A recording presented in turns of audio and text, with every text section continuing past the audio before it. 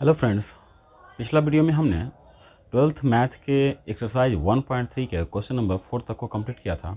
आज हम उसी सीरीज को आगे बढ़ाते हैं और स्टार्ट करते हैं क्वेश्चन नंबर 5 से। देखते हैं, हमारा 5वां नंबर प्रश्न कहता है कारण सहित बताएं कि क्या निम्नलिखित प्रश्नों के प्रतिलोम हैं। देखते हैं क्वेश्चन नंबर 5। इसका पहला नंबर कह रहा है कि F such that 1 2 3 4 tends to 10, जिसमें फंक्शन इस प्रकार से है 1 10 2 10 3 10 4 10। देखिए, इसको यदि हम समझें तो हमने कहा था कि प्रतिलोम किसी भी फंक्शन का तभी संभव है जब वह फंक्शन एकाक और आच्छादी दोनों हो। तो पहले चेक कर लेते हैं कि क्या ये एकाक आच्छादी दोनों है। तो देखें, यदि तो कह रहा है कि पहला फंक्शन जा रहा है 1 2 3 4 से 10 में, ये आपका फंक्शन जा रहा है जिसमें कह रहा है 1 2 3 4 से 10 में। तो 1 2 3 4 से हमने भेज दिया इसको 10 में। कह रहा है कि 1 का प्रतिबिंब 10 है, 2 का प्रतिबिंब भी 10 है, 3 का भी 10 ही है और 4 का भी 10 है। तो हमने कहा था कि यदि कोई फंक्शन एकाक और आच्छादी दोनों होता है तभी उसका प्रतिलोम होता है, प्रतिलोम तभी संभव है। और यदि एकाक आच्छादी नहीं है तो उसका प्रतिलोम नहीं होगा। तो इस प्रश्न में देखें तो ये आच्छादी तो है लेकिन एकाक नहीं है, क्योंकि प्रांत में जो भी अवयव है उसका एक एक और अलग अलग प्रतिबिंब नहीं है। तो यहाँ पर हम लिख सकते हैं कि चूंकि f में एकाक फलन नहीं है इसलिए इसका प्रतिलोम नहीं होगा। ओके, क्वेश्चन नंबर 2 को देखते हैं। इसमें हमने कहा चूंकि f एकाकी नहीं है, एकाकी नहीं है, इसलिए f में प्रतिलोम का अस्तित्व नहीं है, अस्तित्व नहीं है। क्वेश्चन नंबर 2 देखते हैं। इसमें प्रश्न कह रहा है कि फंक्शन g है सच दैट 5 6 7 8 5 6 7 8 टेंस टू 1 2 3 4 1 2 3 4, जिसमें g के अंतर्गत g इक्वल 5 का प्रतिबिंब है 4, 6 का प्रतिबिंब है 3, 7 का प्रतिबिंब है 4 और 8 का प्रतिबिंब है 2। यदि इसी को हम फिर से ड्रॉ करें तो आप देख सकते हो इसमें है 5 6 7 8, 5 6 7 8 और इसमें है 1 2 3 4। प्रतिबिंब है इस प्रकार से 5 का 4 से प्रतिबिंब है, फिर 6 का प्रतिबिंब है 3, 7 का प्रतिबिंब है 4 और 8 का प्रतिबिंब है 2। यहाँ भी देखें तो ये एकाकी नहीं है, क्योंकि 5 और 7 का प्रतिबिंब 4 है, अर्थात f में एकाकी फलन नहीं है। ये आच्छादी भी नहीं है, क्योंकि सहप्रांत में जो 1 है, सहप्रांत में 1 किसी का भी प्रतिबिंब नहीं है, अर्थात इसमें न तो एकाक है और न ही आच्छादी है, इसलिए इसमें प्रतिलोम का अस्तित्व नहीं होगा। जैसे इसमें लैंग्वेज है सेम उसी प्रकार से आप इसमें लिखोगे, चूंकि f में न तो एकाक है और न ही आच्छादी, इसलिए f में प्रतिलोम का अस्तित्व नहीं है। अगला देखते हैं क्वेश्चन नंबर 3। तीसरा कह रहा है कि h एक फलन है h such that 2 3 4 5 tends to 7 9 11 13। तो फंक्शन h का में है 2 3 4 5 से जा रहा है 4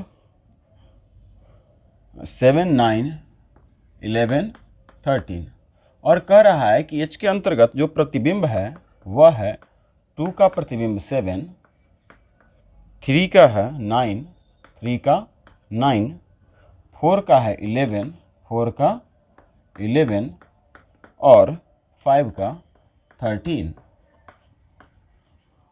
तो ये फंक्शन आपका है इतना से h में, h फंक्शन है 2 का प्रतिबिंब 7, 3 का 9, 4 का 11 और 5 का 13। तो देखिए इसमें एकाएक और आच्छादी दोनों है। तो चूंकि f में एकाएक आच्छादी फलन है, एकाएक आच्छादी फलन है, आच्छादी फलन है, इसलिए h में प्रतिलोम का अस्तित्व है। ओके, तो इस प्रकार हमारा क्वेश्चन नंबर 5 कंप्लीट। देखते हैं अब क्वेश्चन नंबर 6। 6 नंबर में कह रहा है सिद्ध कीजिए कि f such that -1 tends to, f such that -1 to 1 tends to real number. इसके अंतर्गत है fx equal x upon x plus 2। अब कह रहा है कि ये साबित करो कि ये एकाएक है और उसके साथ इसका प्रतिलोम ज्ञात करें। तो देखिए एकाएक जांच करने के लिए हमने कहा था कि सबसे पहले आप मान लीजिएगा कि प्रांत में 2 अवयव x1 x2 है और इसके साथ साथ fx1 बराबर fx2। ये पिछला एक्सरसाइज का प्रश्न है। इस टाइप का प्रश्न आपने पिछला एक्सरसाइज में किया था एकाएक आच्छादी को जांच करने के लिए। सेम वही काम हम यहाँ भी करेंगे। सबसे पहला मान लेना है, माना x1 x2 बिलोंग्स टू प्रांत, x1 x2 बिलोंग्स टू इसका प्रांत। प्रांत क्या है? -1 से 1। ओके, और इसके साथ साथ हमने कहा था, मान लीजिए आप कि fx1 इक्वल है fx2। तो देखते हैं चेक करके कि क्या x1 बराबर x2 है। यदि x1 के बराबर x2 होता है तो एकाकी होगा, अन्यथा एकाकी नहीं होगा। यदि आपने एकाकी का गुणधर्म नहीं पढ़ा है तो पहले आप पिछला एक्सरसाइज के बेसिक को देख लीजिएगा, ताकि आपको ये समझ में आ जाए कि एकाकी में क्या क्या होता है। तो देखते हैं इसमें fx1, यहाँ पर देखिए फंक्शन fx इक्वल इतना है, तो x के जगह पे यदि हम x1 को डालेंगे तो हो जाएगा x1 upon x1 plus 2 equal, अब यदि हम x2 को डालेंगे तो हमें मिलेगा x2 अपॉन x2 प्लस 2। अब यहाँ पर इसे हम यदि सॉल्व करें तो सॉल्व करने के लिए हमें करना होगा क्रॉस मल्टीप्लाई। आप जानते हैं इसे कि इसको हम सॉल्व करने के लिए करते हैं क्रॉस मल्टीप्लाई। यदि आप क्रॉस मल्टीप्लाई करोगे तो आपको मिलेगा x1 x2 plus 2x1 equal, अब इसका मल्टीप्लाई इसके साथ फिर से x1 x2 प्लस 2x2। यदि हम इसे एक तरफ लाएं तो हमें मिल जाएगा x1 x2 plus 2x1 minus x1 x2 equal 2x2। x1 x2 से x1 x2 कैंसिल, तो यहाँ पे मिल जाएगा 2x1 इक्वल 2x2। 2 से 2 कैंसिल, तो हमें प्राप्त होता है x1 इक्वल x2। तो इसलिए या यहाँ पे लिख सकते हैं, अतः f में एकाकी फलन है, एकाकी फलन है, प्रूव्ड। फिर इसके बाद अगला देखते हैं। इसी प्रश्न में कहा इसका प्रतिलोम ज्ञात करें। तो प्रतिलोम ज्ञात करने के लिए हमने कहा था प्रतिलोम मतलब उल्टा। तो यहाँ पर देखिए इसके लिए हमने समझा था कि आपको क्या करना है प्रतिलोम के लिए, कि सबसे पहले fx को मान लेना है y, पुनः चूंकि y इक्वल है x अपॉन x प्लस 2, इसलिए देखिए यहाँ पर क्या है, y का मान है x के फॉर्म में, हमको निकालना है प्रतिलोम। प्रतिलोम मतलब उल्टा। तो हम क्या करेंगे, x का मान निकाल देंगे y के फॉर्म में, अर्थात इसका कर देंगे फिर से इसको हम क्रॉस मल्टीप्लाई, तो हमें मिल जाएगा X Y plus 2y equal x। Cross multiply करेंगे तो इसके अपॉन में कुछ नहीं, मतलब 1, इसका मल्टीप्लाई इसके साथ, इसका x के साथ। हमें निकालना है x का मान, क्योंकि यहाँ पर उल्टा हम निकालते हैं, क्योंकि प्रतिलोम निकालना है। यहाँ पर था y का मान x के फॉर्म में, हम निकाल रहे हैं x का मान y के फॉर्म में। तो x का मान निकालना है, इसलिए सारे x को एक तरफ कर लेंगे, तो X Y minus X equal minus 2y।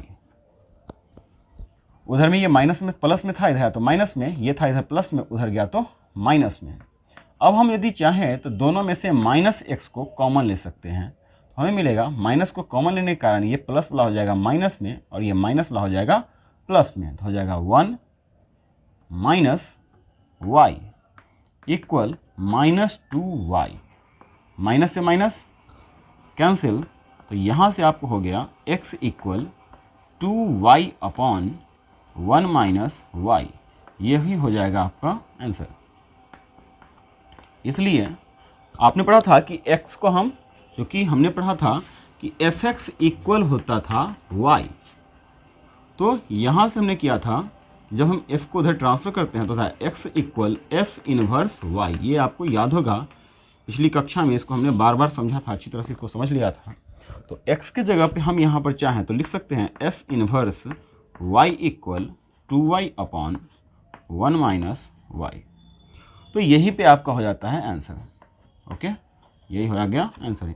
आप यदि चाहें तो इसे x के फॉर्म में भी कन्वर्ट कर सकते हैं, तो हो जाएगा f इनवर्स y के जगह पर यदि हम x लिखते हैं तो यहाँ भी हो जाएगा 2y के जगह पे आ जाएगा x अपॉन 1 माइनस वाई के जगह पर x। आप ऐसे भी कर सकते हैं। इस प्रकार क्वेश्चन नंबर 6 भी कंप्लीट होता है। आगे देखते हैं क्वेश्चन नंबर 7। प्रश्न कर रहा है कि fx इक्वल 4x प्लस 3। प्रश्न में है fx इक्वल 4x प्लस 3 द्वारा प्रदत्त फलन f such that r tends to r, f such that r tends to r पर विचार कीजिए। इस पर विचार करना है और साबित करना है कि व्युत्क्रमणीय है। तो व्युत्क्रमणीय के लिए आपको ये साबित करना होगा कि यह फलन जो है सो एकाएक आच्छादी है। यदि यह एकाएक आच्छादी होता है तो व्युत्क्रमणीय होगा, और एकाएक आच्छादी नहीं होता है तो व्युत्क्रमणीय नहीं होगा। तो पिछला एक्सरसाइज में आपने सीखा था एकाएक आच्छादी को जांच करना, तो आप इसे आसानी से यदि आप कोशिश करें तो आप जांच करके बता सकते हो। यदि आपने पिछला वीडियो को देखा है, पिछला एक्सरसाइज के वीडियो को, तो आप इसे जांच करके देख सकते हैं, एकाएक आच्छादी आपको हो जाएगा ये प्रश्न। यदि नहीं होता है यदि आपसे, तो आप कमेंट करके पूछ सकते हैं, इसको हम बता देंगे फिर से। और आगे पर कह रहा है कि इसका प्रतिलोम ज्ञात करें, तो चलते हैं देखते हैं इसका प्रतिलोम हम कैसे ज्ञात करते हैं। ओके, तो प्रतिलोम ज्ञात करने के लिए आपको करना एकदम सिंपल सा काम था कि हम क्या करेंगे कि मान लेंगे y इक्वल 4x प्लस 3। तो यहाँ से आप देखें तो y का मान है यहाँ पर x के फॉर्म में। प्रतिलोम ज्ञात करने के लिए हम वही काम करते हैं कि x का मान निकालते हैं y के फॉर्म में। यदि आप निकालो तो आपको मिल जाएगा 4x equal y minus 3। 4x को हमने छोड़ दिया, 3 को इधर से इधर ट्रांसफ़र कर दिया, तो x इक्वल मिल जाएगा y माइनस 3 अपॉन 4। या इसी चीज़ को हम लिख सकते हैं f inverse y equal y minus 3 upon 4, या f इनवर्स y का मान यदि हम x रखें तो आपको मिलेगा यहाँ पे x माइनस 3 अपॉन 4। इस प्रकार से आप ऐसे यहाँ भी पहुँच सकते हैं, ये भी, ये दोनों आपका आंसर है। आप चाहें तो y के फॉर्म में भी छोड़ सकते हो, या चाहो तो x के फॉर्म में आप इसे कन्वर्ट कर सकते हो। अगला है क्वेश्चन नंबर 8।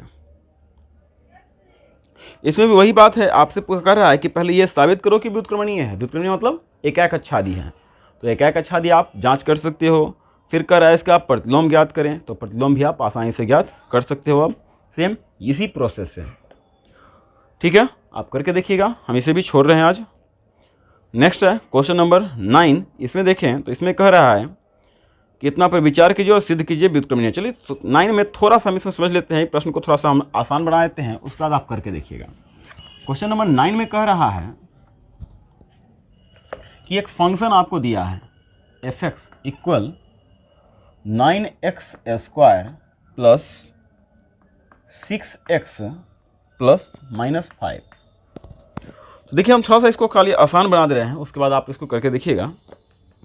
देखिए जब ये प्रश्न आपको दिया है तो हम इसे चाहें तो लिख सकते हैं 9x² को 3x का होल स्क्वायर, तो ये हो गया हमारा a² के फॉर्म में, प्लस 2ab पर यदि हम सेट करें तो 2a के जगह पे 3x है तो इनटू में आ जाएगा 3x a 3a, और b के जगह पर क्या रखें, जो 6x है तो 6x ही रहे, तो हमको रखना होगा 1। तो देखिए यदि हम इसे मल्टीप्लाई करें, देखो a² प्लस 2ab यदि मल्टीप्लाई करें तो 6x का 6x हो गया। अब प्लस यदि हम b² डाल दें, यदि यहाँ पर होता तो ये फॉर्मूला पर चल जाता a प्लस बी के होल स्क्वायर पे। तो इसके लिए हमने a प्लस बी के होल स्क्वायर पे इसको भेजने के लिए हमने क्या किया था, 1 के स्क्वायर को अपनी इच्छा से डाला था। तो जब हम अपना मन से कोई चीज़ को ऐड करते हैं तो उसी चीज़ को सब्सट्रैक्ट भी करना पड़ता है, ताकि इसमें कोई हम सब्सट्रैक्ट कर दें तो इसके मान में कोई प्रभाव न पड़े।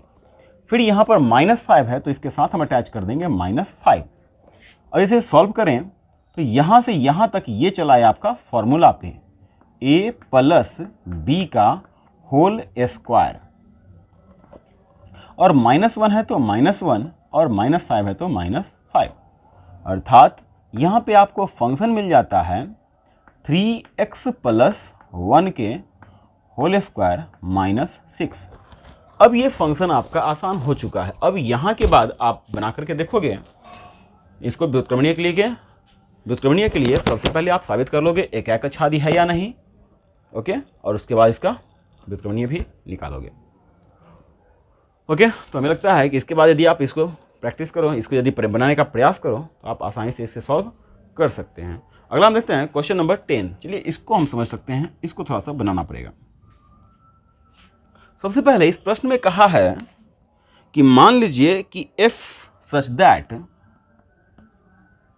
x टेंड्स टू y एक व्युत्क्रमणीय फलन है। क्वेश्चन में कह रहा है कि ये व्युत्क्रमणीय है, ओके। तो सिद्ध करना है कि इसका जो व्युत्क्रम जो है, इसका प्रतिलोम यह अद्वितीय है। आपको साबित करना है कि इसका प्रतिलोम अद्वितीय है, ओके। तो चलिए हम करते क्या है इसके लिए, अद्वितीय साबित करने के लिए, कि सबसे पहले हम मान लेते हैं कि माना x1 x2 बिलोंग्स टू, इसके प्रांत में मान लेते हैं x में, फंक्शन आपका x से जा रहा था y में, ओके। तो प्रांत में हमने मान लिया x के अंतर्गत, तथा इसके साथ साथ इसमें हम मान लेते हैं y belongs to y। x के अंतर्गत हमने दो अवयव माना और y के अंतर्गत हमने एक अवयव y को मान लिया। तो यहां से यदि हम देखें तो हमें मिलता है क्या, सो देखते हैं। तथा इसके साथ साथ हम मान लेते हैं कि fx1 की x1 का प्रतिबिंब जो है सो भी y है और x2 का प्रतिबिंब भी y है। अर्थात आप चाहें तो इसको ऐसे भी लिख सकते हैं कि f equal x1 y x2 y। अर्थात यदि हम इस चीज़ को यहाँ पर लिखने का प्रयास करें तो हम लिख सकते हैं x1 x2 इसमें y, x1 का प्रतिबिंब भी y है और x2 का प्रतिबिंब भी y है। हमें प्रूफ क्या करना है उस बात पे चलते हैं। फिर से हमें प्रूफ करना है कि यदि ये फंक्शन एकाएक और आच्छादी होता, अर्थात यदि ये फलन व्युत्क्रमणीय है। क्वेश्चन में आपको कहा था f सच दैट इतना व्युत्क्रमणीय फलन है, व्युत्क्रमणीय फलन है, ये आपका प्रश्न कहा था। तब साबित करना है कि ये जो फंक्शन है ये अद्वितीय, इसका प्रतिलोम जो है सो अद्वितीय है। तो अद्वितीय साबित करने का अर्थ होता है अ मतलब न, द्वितीय मतलब दूसरा, प्रतिलोम मतलब उल्टा। अर्थात यदि हम पूर्व प्रतिबिंब को देखें तो y का पूर्व प्रतिबिंब एक ही होना चाहिए, अद्वितीय मतलब पूर्व प्रतिबिंब अद्वितीय होना चाहिए। अद्वितीय मतलब अ मतलब न, द्वितीय मतलब दूसरा, अर्थात कोई दूसरा प्रतिबिंब नहीं होना चाहिए। अर्थात यदि हम उल्टा में यदि हम देखें तो एक गो का प्रतिबिंब हमारा एक ही गो पूर्व प्रतिबिंब मिलना चाहिए, दो ठो नहीं मिलना चाहिए। तो हमने माना जिस प्रकार से है तो इससे ये लग रहा है कि y का दो गो पूर्व प्रतिबिंब है, ओके। तो सबसे पहली बात कि यदि हम ये साबित कर दें कि ये x1 और x2 बराबर है, अर्थात x1 x2 में कोई अंतर नहीं है, तो समुच्चय के नियम के अनुसार इसमें कोई एक ही अवयव लिखाएगा। यदि ये साबित हो जाए कि x1 बराबर x2 है, तो समुच्चय का नियम कहता है कि कोई भी इक्वल अवयव, मतलब कि कोई भी यदि बराबर अवयव है तो उसको किसी समुच्चय में दोबारा हम नहीं लिख सकते हैं। अर्थात यदि हम ये साबित कर दें कि x1 और x2 बराबर है, तो इससे ये साबित हो जाएगा कि y का पूर्व प्रतिबिंब एक ही है, अर्थात अद्वितीय है। तो चलिए हम देखते हैं इसे साबित करने के लिए। तो साबित करने पर हम चलें तो सबसे पहली बात, प्रश्न में क्या कहा था उस पर हम चलते हैं। चूंकि f such that x tends to y व्युत्क्रमणीय फलन है, व्युत्क्रमणीय फलन है, इसलिए हम कह सकते हैं कि fx1 बराबर fx2, चाहे पहले लिख लो, व्युत्क्रमणीय है इसलिए f में एकाएक आच्छादी फलन हो, एकाएकी वाला इसे लिख सकते हैं, f में एकाएकी फलन होगा, एकाएकी फलन है, क्योंकि आपने पढ़ा है कि यदि व्युत्क्रमणीय होता है तो एकाएक और आच्छादी दोनों होता है। तो हम एकाएकी के गुणधर्म से ही हम चेक कर लेते हैं। तो f में एकाएकी फलन है, इसलिए हम कह सकते हैं कि fx1 बराबर fx2, तो x1 बराबर x2 होगा। आप देख सकते हैं कि इसके बराबर में y यहाँ पे दिया हुआ है। fx1 x1 के बराबर में भी y है, x1 का भी प्रतिबिंब y है और x2 का भी प्रतिबिंब y है। या आप यहाँ से भी लिख सकते हैं, इसलिए fx1 बराबर y तथा fx2 बराबर y, यहीं से हम लिख सकते थे। x के अधीन x1 का प्रतिबिंब y है और f के अधीन x2 का प्रतिबिंब y है। तो इसलिए हम इस बात के लिए लिख सकते थे, इसलिए fx1 बराबर fx2।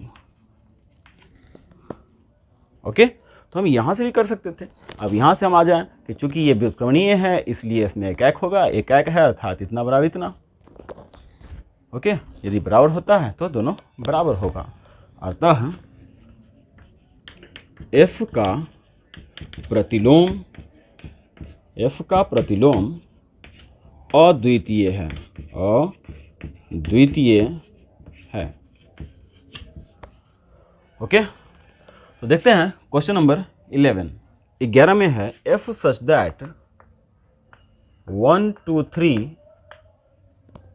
tends to a b c, जिसमें f1 इक्वल है a, f2 इक्वल है b और f3 इक्वल है c।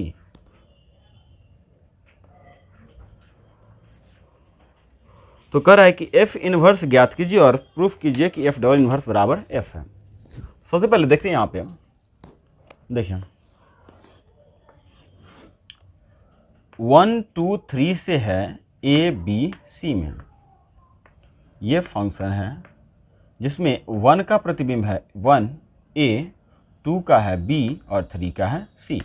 अब देखिए f के अधीन 1 का प्रतिबिंब है a, f के अधीन 1 का प्रतिबिंब बन रहा है कौन, a। तो बताइए कि f का प्रतिलोम मतलब उल्टा से चले, मतलब उल्टा से यदि चला जाए तो f इनवर्स उल्टा उधर से a बराबर कौन आ जाएगा, पूर्व प्रतिबिंब 1। आंसर, पहला आंसर हो गया। उसी प्रकार पुनः फिर से देखें, f2 बराबर f के अधीन 2 का प्रतिबिंब है b। तो देखिए फिर से हम उल्टा यदि चलें तो f इनवर्स प्रतिलोम निकालें तो उधर से इधर की ओर, तो b का प्रतिबिंब हो जाएगा कितना, 2, b के अधीन उल्टा में, तथा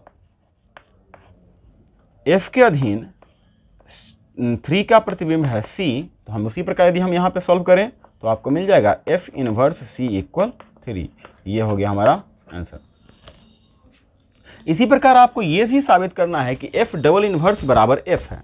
तो चलिए यहाँ से यदि हम देखें तो फिर से हम समझते हैं, तथा लास्ट स्टेप चलते हैं, फिर से देखते हैं, या पुनः कर लीजिए। पुनः देखिए F1 इक्वल आपको पता है कि दिया है A। यदि हम F को हम इधर से उधर ट्रांसफर करें तो आपको पता है कि हम इसे लिख सकते हैं 1 इक्वल F इनवर्स A। आप समझ सकते हैं यहाँ भी F इनवर्स A इक्वल है 1 या 1 equal F inverse A। F inverse A equal 1 है तो हम लिख सकते हैं 1 इक्वल F इनवर्स A। वही बात यहाँ पे लिखा हुआ। अब सेम यही चीज़ जब हम F इनवर्स को उधर से इधर लाएं तो क्या करना होगा, फिर से हमको इसका इन्वर्स लगाना होगा। हो जाएगा 1 इक्वल A बचेगा इधर में, क्योंकि हम F को इधर से इधर ला रहे हैं। अब यहाँ से हम देखें तो F डबल इन्वर्स 1 इक्वल है A का मान F1। 1 से 1 यदि हम क्या है कि इसका प्रतिबिंब, इसका है प्रतिबिंब, यदि हम इसको हम एलिमिनेट करें तो हमको मिल जाएगा F का डबल इन्वर्स बराबर F। ये भी हो गया प्रूव्ड। तो हमने 1 के आधार पे बताया है, F के अधीन 1 के आधार पे, आप चाहें तो 2 और 3 के आधार पे इसी प्रकार से आप इसे सॉल्व करके ज्ञात कर सकते हो। ओके, तो देखते हैं हम क्वेश्चन नंबर 12। 12 नंबर प्रश्न कह रहा है कि F such that x tends to y व्युत्क्रमणीय फलन है, एक व्युत्क्रमणीय फलन है। व्युत्क्रमणीय मतलब एकाएक और आच्छादी है। तो साबित करना है कि F इनवर्स का प्रतिलोम F है, अर्थात F का डबल इनवर्स बराबर F। तो क्या करना है आपको, मतलब व्युत्क्रमणीय है तो आपको ऐसा फंक्शन मानना है कि वह एकाएक और आच्छादी दोनों हो। तो हम सबसे पहले इसमें हम मानने के लिए मान लेते हैं, माना x belongs to x, y belongs to y तथा f के अधीन fx इक्वल y। कहने का मतलब कि यदि हम मान लें x का प्रतिबिंब है x, y का प्रतिबिंब है y, और फंक्शन x से y में तो जा ही रहा है, अर्थात f के अधीन x का प्रतिबिंब है y। x का सदस्य x को हमने माना, y का सदस्य y को माना, और f के अधीन x का प्रतिबिंब y को, f के अधीन x का प्रतिबिंब है y। ठीक है, ये देखिए एकाएक और आच्छादी दोनों हो रहा है। तो अब हमें ये साबित करना है कि f का डबल इन्वर्स बराबर f है। देखिए यहाँ से निकल से जाएगा एकदम सेम पिछला क्वेश्चन की तरह, चूंकि fx इक्वल है y, इसलिए x इक्वल जब हम f को इधर से उधर करें तो हो जाएगा f इन्वर्स y। फिर f इन्वर्स को यदि हम उधर से इधर की ओर लाएं तो हो जाएगा f इन्वर्स का double inverse x equal y, या f डबल इन्वर्स हो जाएगा इसका x, और y का मान किसका है, fx के बराबर है। तो x से यदि हम x को एलिमिनेट कर दें तो हमें मिल जाएगा f इन्वर्स का inverse equal f। Proved. Okay, देखते हैं अब क्वेश्चन नंबर 13। क्वेश्चन कह रहा है, ये ऑब्जेक्टिव प्रश्न है। 13 नंबर कह रहा है कि f such that real number tends to real number, fx equal 3 minus x cube का पावर है 1/3। कह रहा है कि f(x) बराबर है, इसमें आपको f(x) बताना है। तो चूंकि f(x) बराबर होता है f इंटू fx, क्योंकि आपने पढ़ा था गॉफ x equal g into O के जगह पे बड़ी ब्रैकेट और fx है तो fx। तो इसी फॉर्मूला का यदि हम इस्तेमाल करें तो यहाँ पर हो जाएगा f(x) के लिए f इंटू fx। तो इसलिए f(x) इक्वल f है तो f, और fx के जगह पर आ जाएगा 3 माइनस एक्स क्यू का पावर 1/3। ठीक है। अब f है तो f और x के जगह पे इतना रखना है, तो रखेंगे तो क्या मिलेगा, 3 है तो 3, माइनस है तो माइनस, x के जगह पे इसको टोटल को रख दीजिए, क्या मिलेगा 3 माइनस एक्स क्यू के पावर 1/3। ये हमने डाला है किसके जगह पे, x के जगह पे। और फिर x का q है तो लिखिएगा x का q, और फिर टोटल का पावर 1/3, तो टोटल का पावर 1/3। देखिए यहाँ पे 3 से 3 कैंसिल, क्योंकि आप पढ़े होंगे कि पावर का पावर हो तो उसका गुना कर दिया जाता है, तो ये हो गया कैंसिल। तो अब मिल जाएगा आपको 3 minus 3 minus minus plus x का क्यू और पूरा का पावर 1/3। 3 से 3 कैंसिल, तो बचा एक्स क्यू का पावर 1/3। 3 से 3 कैंसिल अर्थात एक्स। ये हो गया हमारा क्वेश्चन नंबर 13 कंप्लीट। देखते हैं अब क्वेश्चन नंबर 14।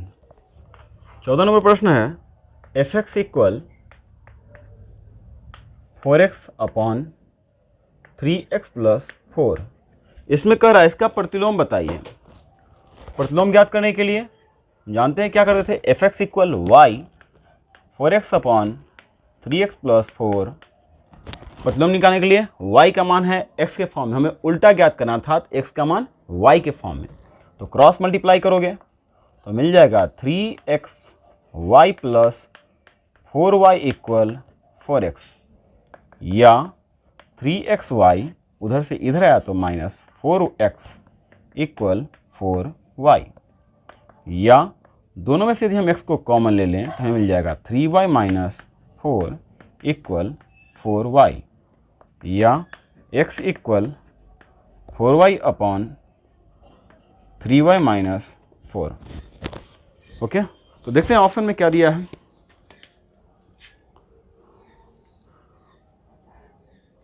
बस फंक्शन में आपको दे दिया है 4y = 4।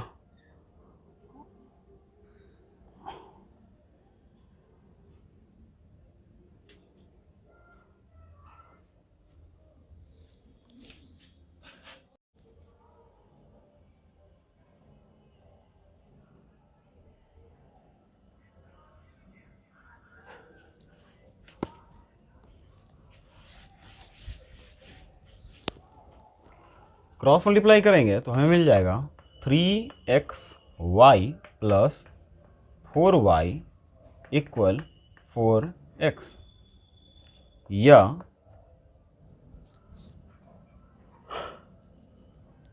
दोनों में से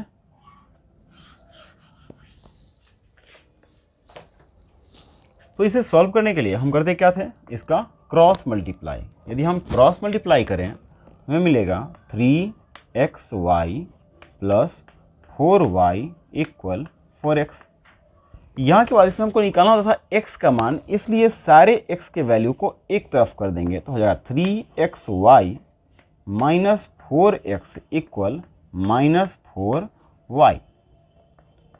अब यदि हम दोनों में से -x को कॉमन ले लें तो माइनस वाला प्लस में अर्थात 4 और प्लस वाला माइनस में, x छोड़ के हो जाएगा 3y = 4y, माइनस में माइनस से माइनस कैंसिल, तो यहाँ से आपको मिलता है x = 4y/4 - 3y।